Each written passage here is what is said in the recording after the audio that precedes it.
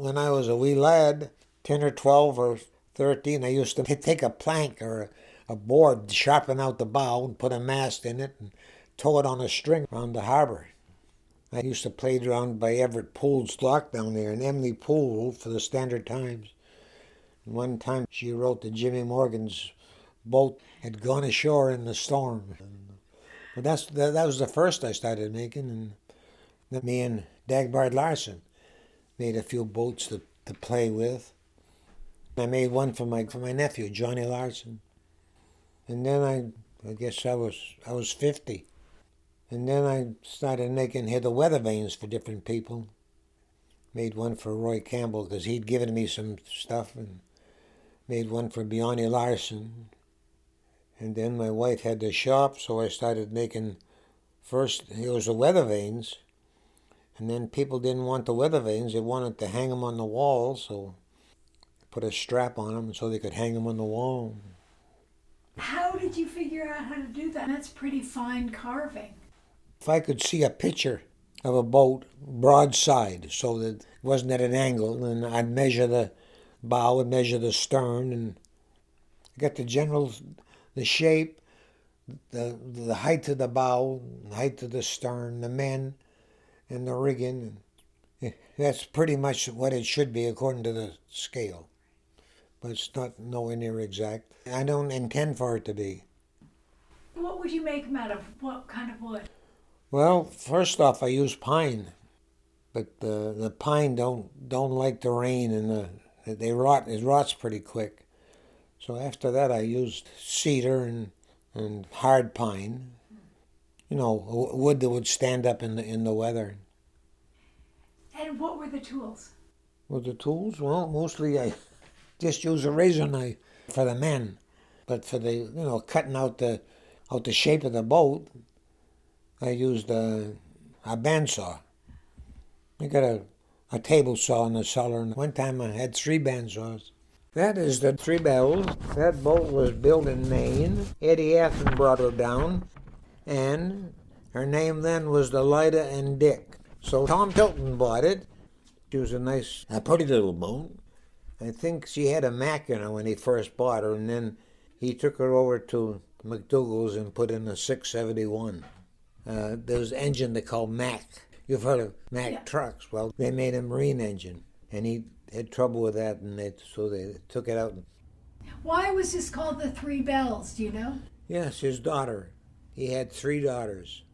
Gail Huntington's wife was one, and Dorothy, and Bernice, and Benway.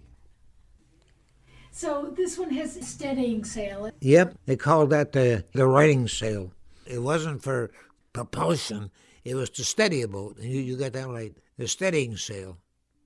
Stop the boat from rolling too far. And is this one of the kind that has steering mechanisms from the top? That line there? Yeah. Well, what they had was a drum on the steering wheel, a wooden drum, and they had the rope going up here to a block and down on both sides and going back to the wheel. They had the same thing on the Christine and Dan. In the olden days, they used to have to yell down. Oh, yes, that was a boat that I ran. The Margie O. Now, that was a great little boat.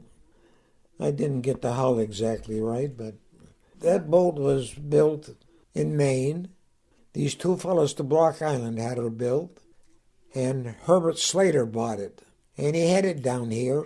I got through with the Larsons, and they was longlining, so I didn't have a sight or anything, so I asked him about running the Margie O.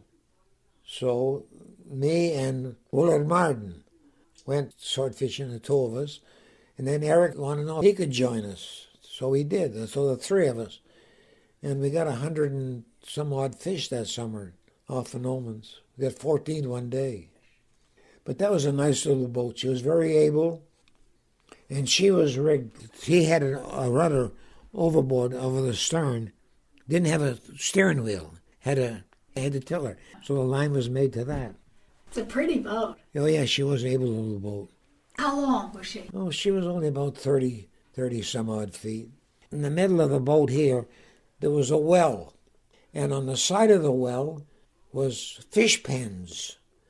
and we put ice in the fish in the well and on the side pens, and then back on the stern, she had ballast, rock ballast. So we took the rocks out and put ice in her, and we could take 3 tons of ice. So we stayed out I guess the longest was 3 days, 2 nights and 3 days. But that was an able little boat. That is the little lady belonged to Lenny Jason, the father, not Dennis, his father. Now why I put the dory down off the pilot house, I don't know. It should be out in the pilot house. And he did only dragging. Yep, there never went sword fishing. What would this be back here? That was a net, I guess, hoisted up. I don't know what the orange was, but this is the cod end here, the net. And that's where all the fish ended up. That white thing, the pilot? Yes. What is it? Radar. And that's just the stovepipe. They call that stovepipe shaped like that. Charlie Noble. I must say I done a pretty good job on that one. Is he still using this boat? Oh, yeah. Yeah. Dennis's son, young Denny. Yep, he uses it every year. She's probably one of the last of that style dragger. That's a side trawler. The Mayos had a stern trawler with a net drum on the stern. Right. This is a side trawler like mine. Is it just on one side, or can you have that? Just to one side. Was it always? No, not always. No, some of the boats to the western up in Stonington and like that. Not very often, but once in a while you'd see one rigged on the port side. How many boats do you think you did? Altogether, maybe 100. And then we made some smaller ones the last few years. Ones I made and my wife painted. I couldn't believe the prices my wife was getting the last few years. It kept going up, going up. I said, people aren't going to pay that. The Bertie B. Crowley. How long would something like that take? I guess probably, I don't know. The men was the hardest job. I guess I could do it in a week, 40, 50 hours. And some woman called me up after I headed down to the museum, and she said she was sorry about the mast being broke. I says, no, that's the way it's supposed to be.